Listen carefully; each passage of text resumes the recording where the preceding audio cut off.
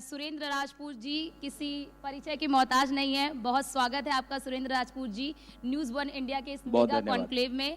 मुझे तो ऐसा बताया गया है सनातन धर्म में, ग्रंथों में, कि कुंभ का आयोजन तो स्वयं ईश्वर करता है। तो ईश्वर के आयोजन को अगर सरकार अपना आयोजन मान रही है तो मुझे ऐसा लगता है कि कहीं ना कहीं ये सरकार का छोटापन है। कुंभ का आयोजन ईश्वर करता है, ईश्वर का विधान करता है। कुंभ का आयोजन आदिकाल से होता रहा है। कुंभ के आयोजन में सहयोग जरूर करते हैं लोग। अकबर ने भी सहयोग किया, शाहजहां ने भी किया, दिल्ली की गद्दी पर बैठे जितने लोग थे उन्होंने भी किया, कन्नौज की गद्दी पर बैठे हर्षवर्धन थे, वो तो अपनी पूरी संपत्ति दान कर जाते थे, उन्होंने भी किया। उसके बाद आज़ादी की लड़ाई के बाद हमने देश आज़ाद कराया, पंडित जवाहरलाल नेहरू जी की सरकार ने भी किया।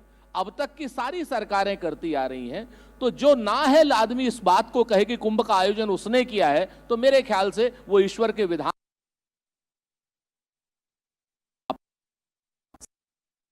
देखिए, मुख्यमंत्री योगी आदित्यनाथ हर मंच से ये हैं कि ये महाकुंभ प्रदेश सरकार के लिए एक बहुत बड़ी उपलब्धि होगी, क्योंकि इसे विश्व पटल पर एक शो पीस की तरह रखा जाएगा। तो क्या आपको लग रहा है कि 2027 की भी एक तस्वीर है और चुनौती बढ़ने वाली है कांग्रेस पार्टी की?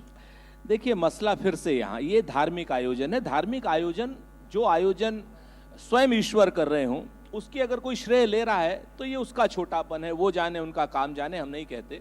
लेकिन हम इतना जानते हैं कि भगवान के काम का राजनीतिक इस्तेमाल करने वाले लोग कहीं ना कहीं पाप के भागी होते हैं, श्राप के भागी होते हैं। ईश्वर ने जो विधान कर रखा है, जो कुंभ में सांस्कृतिक हमारा आयोजन है, हमारा धार्मिक आयोजन है, इसमें करोड़ों लोगों की आस्था जुड़ी हुई है। सनातन धर्म की आदिकाल से आस्था जुड़ी हुई है, कुंभ पर आस्था है। तो कुंभ की आस्था में मुझे नहीं लगता कि राजनीतिक रूप से कहीं कोई लाभ ले पाएगा। जो लोग भी लाभ लेने की कोशिश करेंगे वो नुकसान में ही रहेंगे। और रही बात उत्तर प्रदेश में, कुंभ में अगर हाँ योगी आदित्यनाथ जी की सरकार या नरेंद्र मोदी जी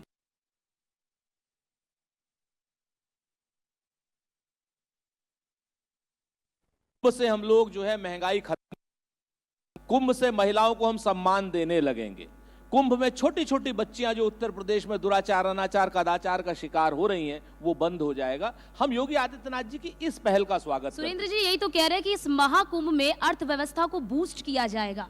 जो वो 1 ट्रिलियन इकोनॉमी का सपना सजाकर चल रही है सरकार, या फिर वो एक जो लक्ष्य रखा गया है, कहीं ना कहीं जो महाकुंभ का आयोजन किया जा रहा है उसमें बड़ी संख्या में रोजगार सृजित होंगे। तो ये तो एक माध्यम है रोजगार का। ये भी आपने, अर्चना, बहुत शुक्रिया अदा करता हूं मैं आपका, आपने सवाल पूछा। अभी मेरे से पूर्व प्रवक्ता यहां पर कह के गए हैं, मुझे नहीं मालूम वो कैसे कह गए, फिर से धर्म विरुद्ध बात कर गए भारतीय जनता पार्टी वाले। भारतीय जनता पार्टी के लोग हर चीज से राजनीतिक लाभ लेना चाहते हैं, हर चीज से वोटों की रोटी सेकना चाहते हैं, वोट की फसल काटना चाहते हैं। अरे भाई, कुंभ में तो धार्मिक लोग आते हैं, कल्पवास करने आते हैं। उनसे व्यापार करोगे तो नरक में भी जगह नहीं मिलेगी। उनसे व्यापार आप कैसे कर सकते हो? कुंभ के लोगों से आप व्यापार करने की जो आदमी सोचेगा वो तो बहुत ही गड़बड़ आदमी है। मैं कुछ और शब्द इस्तेमाल करूंगा तो गलत है। तो इससे अर्थव्यवस्था का कोई लेना देना नहीं है। इससे जो है हमारा धार्मिक आयोजन है, सब लोग वहां कल्पवास करने जाते हैं, मन को शांत करने जाते हैं, लोगों की कथाएं सुनने जाते हैं। अब उनकी जेब से आप पैसा खींचेंगे 1 ट्रिलियन इकोनॉमी के लिए? ये तो उत्तर प्रदेश की सरकार अगर ऐसा सोचती है तो भाई ये तो पाप की भागी बनेगी, शर्म की बात है। सुरेंद्र राजपूत जी, अब आ जाते हैं पार्लियामेंट पर। आपने देखा कि किस तरह से पूरा शीतकालीन सत्र, हम जब सत्र की शुरुआत होती है तो हम सोचते हैं कि चर्चा होगी, मंथन होगा, जनता के मुद्दे उठेंगे, लेकिन हम हर रोज देख रहे हैं, देखते थे, अब तो सेशन का अंत भी हो गया है, लेकिन हमने हर रोज देखा कि विपक्षी सांसद सदन के बाहर हंगामा करते हुए नजर आए। चर्चा परिचर्चा से कोई सरोकार नजर नहीं आया और लगातार सरकार की ओर से, बीजेपी की ओर से यही कहा गया कि कांग्रेस मुद्दा विहीन हो चुकी है और इसी वजह से हो हल्ला करती रहती है और सदन को चलने नहीं देती है। चलिए, आपने कुंभ से अब अलग हटे, क्योंकि कुंभ पे सरकार घिर गई थी। अब संसद में भी सरकार को घेर देते हैं। वो कहते हैं ना कि लश्कर भी तुम्हारा है, सरदार तुम्हारा है, और तुम झूठ को सच लिख दो, अखबार तुम्हारा है। और इस दौर के फरियादी जाएं तो कहां जाएं, सरकार तुम्हारी है, दरबार तुम्हारा है। अरे भाई, एक बात बताइए, संसद के शीतकालीन अधिवेशन में आपने अपने पत्रकारों को भेजा होगा, तो वो पत्रकार ये अनुराग यहाँ पे खड़े हुए हैं, इनसे एक बार जरा पूछ लीजिए ना कि इस बार संसद बाधित किसने करी। ऑफ कैमरा पूछिएगा, ऑन कैमरा पूछेंगे तो आप लोगों की आरो बंद हो जाएगी, ठीक है ना। तो ऑफ कैमरा पूछ लीजिए कि सरकार बाधित किसने की, सदन बाधित किसने की। हमने कहा था कि भाई देश के संसाधनों पर अडानी कब्जा करना चाह रहा है, रेल भी, तेल भी, भेल भी, सेवा भी, क्या नाम, सारे के सारे रेल के इक्विपमेंट्स भी, डिफेंस के इक्विपमेंट्स भी, रिवाल्वर भी वही बना रहा है, खदान भी वही ले रहा है। हम चाहते थे इस पर चर्चा। और उसके बाद अमेरिका में उसके ऊपर फ्रॉड का मुकदमा हुआ। उसने कहा गया कि 2200 करोड़ रुपए अडानी ने जो है हिंदुस्तान की सरकार के विभिन्न सरकारों के लोगों को दिए, और एफआईआर हुई। अडानी दिल्ली आ सकते हैं, अडानी लंदन जा सकते हैं, लेकिन अडानी अमेरिका नहीं जा सकते। हमने कहा इस पर चर्चा होनी चाहिए। सरकार हो करने लगी, नहीं करेंगे नहीं करेंगे। क्यों? मोदी अडानी भाई भाई लगते हैं। तो यहां पर चर्चा सरकार ने रोकी है, हमने नहीं रोकी। हम तो सरकार के नियम के तहत कराना चाहते थे, वो कहते थे 267 में करो, हमने कहा उसमें कर लो। वो रोज चर्चा जो है लोकसभा में भी, राज्यसभा में भी सरकार रोकती थी, सरकार के लोग हंगामा करते थे। और उसके बाद फिर संविधान पर चर्चा हुई, 2 दिन बहुत अच्छी चर्चा हुई। 2 दिन के आखिरी में देखिए क्या हुआ। अमित शाह जी ने जानबूझ करके बाबा साहेब को, ये आगरा की धरती है, मैं आगरा की धरती पे बाबा साहेब का काम बहुत अच्छा रहा है। जो लोग यहाँ दलित साहित्य को और दलित जानते हैं लोग, वो ये जानते हैं कि बाबा साहब का यहाँ पर क्या नाम रोल रहा है। तो अमित शाह जी ने बाबा साहब के लिए और संविधान के लिए अपमानजनक टिप्पणियां की। हमने उसका विरोध किया तो लोग कहने लगे कि नहीं साहब। इसके बाद आप आइए मकर द्वार पर, मैं आपकी पूरी बात का जवाब दे रहा हूं। आप जहां जहां भी जाना चाहें, आप दूसरा सवाल करना चाहें, उसमें दे दूंगा जवाब। हाँ, बोलिए। तो मकर द्वार पर किसी भी द्वार को रोकना असंवैधानिक है, ऐसा लोकसभा अध्यक्ष ओम बिरला जी ने कहा। ओम बिरला जी ने जब ये बात करी तो हम लोग भाई मकर द्वार से अलग बाबा साहेब की मूर्ति के नीचे कर रहे थे। भारतीय जनता पार्टी के सारे सांसद मकर द्वार पर रुक गए और वहां पर भीड़ इकट्ठी करके राहुल जी को अंदर जाने से रोकने के लिए। लेकिन उनकी ओर से तो यही कहा जाता है कि आप लोग हमेशा केवल आधिपत्य है, केवल आप ही केवल वहां पर विरोध प्रदर्शन कर सकते हैं। क्या और कोई वहां पर विरोध प्रदर्शन नहीं कर सकता? हम वहां पर विरोध प्रदर्शन कर रहे थे और माननीय राहुल गांधी जी आते हैं और धक्का मार देते हैं। किसका विरोध प्रदर्शन? सत्ता को कभी, ये हमारे साथी जो कुछ लोग बैठे हुए हैं सारे, इसमें भाजपा के भी समर्थक होंगे। हमें एक बात बता दीजिए, सत्ता का आदमी विरोध प्रदर्शन कभी करता है क्या? विरोध प्रदर्शन तो विपक्ष की, वो आरोप लगा रहे हैं सुरेंद्र राजपूत जी, आरोप लगाया गया। रुक जाइए शांत गदाधारी भी 2 मिनट रुकिए। तो कौन सा आरोप लगा रहे हैं? वो आरोप लगा रहे हैं कि हम विरोध प्रदर्शन कर रहे हैं। हम तो कर ही रहे हैं विरोध प्रदर्शन, लेकिन हम मकर द्वार से अलग हटे हुए। मकर द्वार पे हमने कोई विरोध प्रदर्शन नहीं किया। मकर द्वार से जब अंदर जाने लगे राहुल गांधी जी, उनके साथ निशिकांत दुबे ने बदतमीजी की, गाली गलौज की। प्रताप सारंगी गिरे, प्रताप सारंगी को देखने राहुल गांधी जी गए, निशिकांत दुबे ने अभद्र भाषा का इस्तेमाल किया। मैं आपको बताऊं इसके बाद क्यों? क्योंकि पहले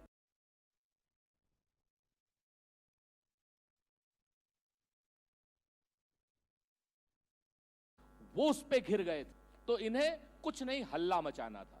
आज की डेट में मेरी मांग है, आपके चैनल के जरिए काफी लोग देखते हैं, अगर सत्ता के लोग देख रहे हो तो मुझे सिर्फ इतना ही कहना है कि आप में हिम्मत हो, सत्ता वालों, हैसियत हो, आप में हौसला हो, तो सीसीटीवी फुटेज जारी कर दीजिए ना।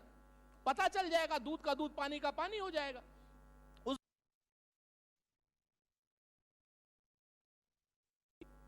उसका जीवन बर्बाद कर रहे हैं भाजपा वाले, राहुल गांधी के ऊपर आरोप लगवा करके।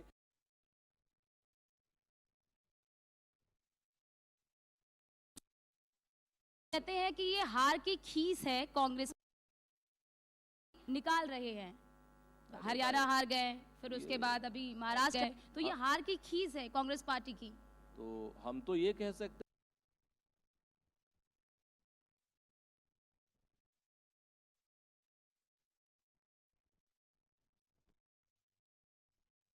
ऐसी बातें करते हैं ये भाजपा वाले, मेरी समझ से बाहर है।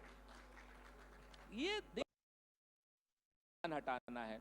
अडानी पर मैं आपको लिख के दे रहा हूं, ये चर्चा नहीं करा सकते। और भरोसा रखिए, जिस दिन सत्ता चेंज होगी, सरकार चेंज होगी, अडानी जेल जाएगा।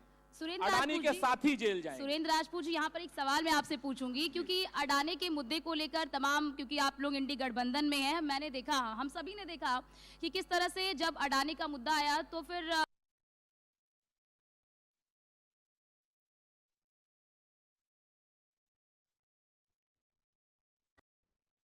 इस पे चर्चा करना चाहते, तो क्या आपको लगता है कि केवल इस पार्टी का ही मुद्दा है क्या? देखिए, आप लोग इंडिया गठबंधन, पहली चीज तो पता नहीं आपके मुंह में क्या दही जम जाती है या क्या गोंद जम जाती है या सत्ता, तो इंडिया जो है इंडी लगने लगता है, लेकिन एनडीए जरूर लगता है, एनडी नहीं लगता आप लोगों को। हमेशा एनडीए बोलेंगे लेकिन इंडी इधर बोलेंगे। अब कोई होगी बीमारी, खैर मतलब ये आप लोगों का अपना वो है, हम नहीं कहते। दो चीजें बड़ी साफ, इंडिया गठबंधन के एकता में भारतीय जनता पार्टी और उनका साथी मीडिया जितनी लाठी मार ले पानी अलग नहीं होगा। संभल पर भी चर्चा हुई, संविधान पर भी चर्चा हुई, विधान पर भी चर्चा हुई, अडानी पर चर्चा नहीं हुई। अडानी की चर्चा न हो पाए, नरेंद्र मोदी जी का और अडानी जी का रिश्ता उजागर न हो पाए, इसके लिए उन लोगों ने चर्चा नहीं होने दी।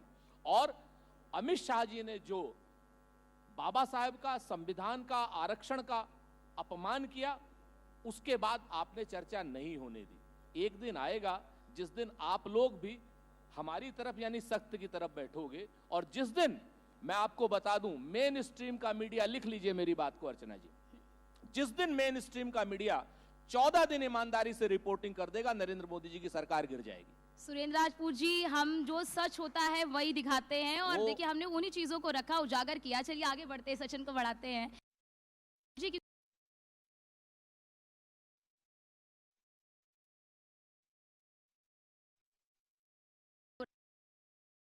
फिलिप बैग लेकर पहुंची थी, तो मुख्यमंत्री योगी आदित्यनाथ ने सदन में भी मुद्दे को उठाया और कहा कि कांग्रेस की सांसद प्रियंका गांधी वाड्रा जी जो हैं वो फिलिस्तीनी बैग लेकर संसद पहुंची, जबकि हम अपने मजदूरों को इजराइल भेज रहे हैं।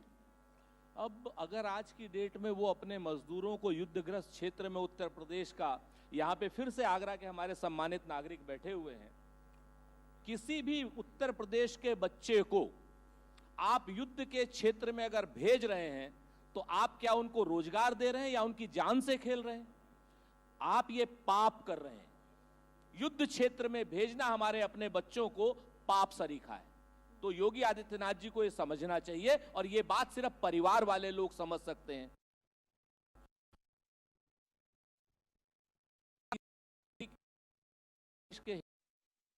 करके आई ना वो, उन्होंने संभल भी तो जाने लगी थी ना वो। आप मुझे बताइए, आतताइयों का डीएनए एक होता है, याद रखिएगा, और याद रखिएगा कि चिंगारी का खेल बुरा होता है। मैं आपसे फिर से मैं कहना चाहता हूं, योगी आदित्यनाथ जी बांग्लादेश, इजराइल, यूक्रेन की जगह पर अगर उत्तर प्रदेश की बच्चियों पर ध्यान दे दें, उत्तर प्रदेश के रोजगार पर ध्यान दे दें, तो मुझे ऐसा लगता है कि ज्यादा बेहतर होगा। देश की सरकार को कोसते हैं योगी आदित्यनाथ जी जब इजराइल की बात करते हैं या बांग्लादेश की बात करते हैं। इसका मतलब ये होता है कि कहीं ना कहीं नरेंद्र मोदी जी और अमित शाह जी की सरकार अकर्मण्य है, नाकारा है और नाकाम है। अब एक और सवाल उठाऊंगी मैं यहाँ पर सुरेंद्र राजपूत जी, इंडी गठबंधन के नेतृत्व को लेकर इन दिनों काफी ज्यादा चर्चाएं चल रही हैं। देखिए मुस्कुराने लगे सुरेंद्र राजपूत जी इस पर कि इंडी गठबंधन के नेतृत्व को लेकर होड़ सी मची है। ममता बनर्जी कहती हैं कि भाई मुझे मौका मिलेगा तो मैं जरूर करूंगी, और अब इसको लेकर शरद पवार भी हामी भरते हुए नजर आए, और फिर हमने देखा कि लालू प्रसाद यादव की ओर से भी जो हरी झंडी दिखती हुई नजर आई। तो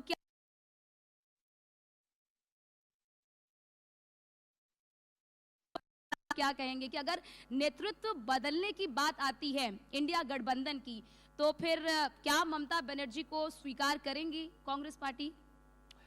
फहमीदा रियाज ने एक जगह सुनाता हूं कि कुछ लोग तुम्हें समझाएंगे, कुछ तुमको खौफ दिलाएंगे। कुछ लोग तुम्हें समझाएंगे, कुछ तुमको खौफ दिलाएंगे, जो है वो भी खो सकता है। इस राह में रहजन चोरों को कहते हैं।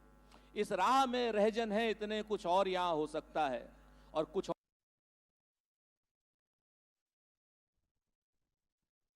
जवाब है कि पर जिंदा है ये वक्त तुम अपनी करनी कर गुजरो, जो होगा देखा जाएगा। हमारे यहां पर नेतृत्व की समस्या ही नहीं है। नेतृत्व सामूहिक है, नंबर एक। नंबर बहुमत जिसके साथ में होगा उसको आप कुर्सी पर बैठा देंगे। सही ये है कि हमारे 37 दलों के गठबंधन में सारे दलों में उत्तर प्रदेश से अखिलेश यादव जी हैं, वो भी नेतृत्व करने में सक्षम है। बिहार से तेजस्वी जी हैं, वो भी नेतृत्व करने में सक्षम है। हेमंत सोरेन जी भी, एमके स्टालिन साहब भी, उद्धव साहब भी, शरद पवार साहब भी, ममता बनर्जी साहिबा भी, सब लोग नेतृत्व कर सकते हैं। बहुमत जिसके साथ होगा 37 दलों में वो नेतृत्व करेगा, यहाँ कोई समस्या ही नहीं है। यानी कांग्रेस पार्टी को स्वीकार है? क्यों नहीं स्वीकार होगा भाई, सारी चीजें स्वीकार है। हम लोग तो लोकतांत्रिक लोग हैं। एक बार एक काम करिए, अगर आपकी हिम्मत हो या चैनल में हिम्मत हो, हैसियत हो, हौसला हो, जिम्मेवारी से कहता हूं, पूछ लीजिए कि एनडीए गठबंधन का नेतृत्व नरेंद्र मोदी के अलावा कौन करेगा। बिल्कुल अगर कोई एक सवाल पूछ करके जवाब दे दे तो हमें बता दीजिएगा, दूसरा नाम ले दे तो। बिल्कुल सुरेंद्र राजपूत जी, हम सत्ता पक्ष से भी ये सवाल जरूर करेंगे, और क्योंकि वक्त का अभाव है, पिछले 30 दिनों में या 60 दिनों में आप अपने चैनल की सारी डिबेट उठा लीजिएगा। किसी एक में भी नरेंद्र मोदी जी के नेतृत्व पे कोई सवाल उठाया हो तो मुझे भेज दीजिएगा, मैं राजनीति छोड़ दूंगा। बिल्कुल सवाल हम उठाते हैं सुरेंद्र राजपूत जी, हम हर राजनीतिक पार्टियों से सवाल उठाते हैं। हम कांग्रेस पार्टी से भी सवाल पूछते हैं, हम बीजेपी से भी सवाल पूछते हैं, हम समाजवादी पार्टी से भी सवाल पूछते हैं, क्योंकि हम पत्रकारिता का असली धर्म निभाते हैं और हमारे पास वक्त की कमी है सुरेंद्र राजपूत जी, वरना सवाल बहुत थे आपसे पूछने के लिए, लेकिन वक्त की कमी की वजह से हमें इस सेशन को यहीं पर समाप्त करना पड़ा है। बहुत बहुत शुक्रिया आपका सुरेंद्र राजपूत जी, आपका हमारे इस न्यूज़ वन इंडिया के मेगा कॉन्क्लेव में जुड़ने के लिए, इस मंच पर आने के लिए, शुक्रिया और बेबाकी से बहुत धन्यवाद। मैं चाहता हूं कम से कम कि आपका ये चैनल जो है दिन दूनी रात चौगुनी तरक्की करे और आप लोग सत्य के साथ खड़े। सुरेंद्र राजपूत जी 2 मिनट चाहूंगा, है ना, 2 मिनट चाहूंगा, आपके अभी मंच पर हैं। अभी आपने जिक्र किया तमाम चीज़ों का और हम आपके शुक्रगुजार हैं कि आपने चैनल्स को लेकर तमाम बातें की हैं। मैं आपको ये विश्वास दिला सकता हूं, कभी ओम अंबर जी की उन पंक्तियों के माध्यम से कि या बद चलन हवाओं का रुख मोड़ देंगे हम, या खुद को वाणी पुत्र कहना छोड़ देंगे हम, जिस दिन भी हिचकिचाएंगे लिखने से हकीकत, कागज फाड़ देंगे, कलम तोड़ देंगे। क्या बात है भाई, वाह। अब मैं आमंत्रित कर रहा हूं हमारे editor in chief Shri Anurag Chadha जी को कि आप आए और श्री सुरेंद्र राजपूत जी का स्मृति चिन्ह प्रदान कर उनका स्वागत और सम्मान न्यूज़ वन इंडिया के इस महामंच महाकुंभ मंथन में आपका बहुत बहुत स्वागत और अभिनंदन।